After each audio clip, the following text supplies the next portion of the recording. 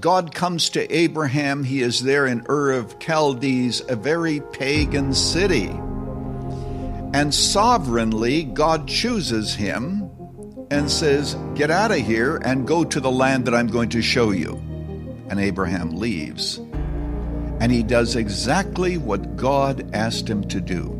Now, the promise that God makes has three different aspects.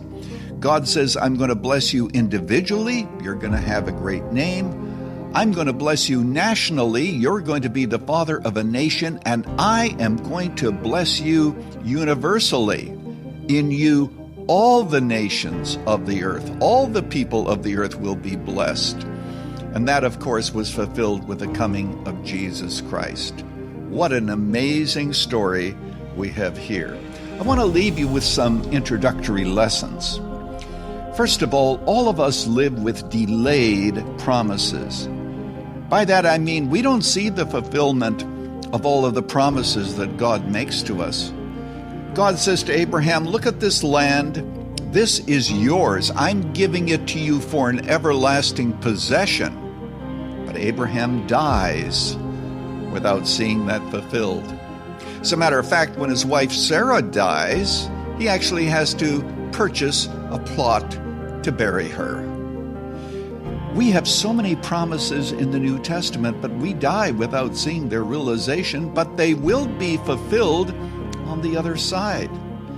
Take, for example, the issue of healing. Healing is in the atonement. Jesus died for us, body, soul, and spirit. But we don't get that healing, do we, in this life? We get it in the life to come. So all of us die with unfulfilled promises. But we believe the promises, but they'll be fulfilled in the future. God never shows us all the good that we do. We never see the full effects of our legacy. Abraham lived maybe 1,800 years before Christ. Nearly 4,000 years later, here we are, and we're talking about him and his legacy. He could have never known that. And you have no idea of the lives that you touch and the impact of the legacy that you will leave behind. Ripples that go all the way to the shore. When Abraham goes into the land, wherever he goes, he builds an altar. And he builds this altar in order to worship God. And he not only worships, but he cries unto the Lord.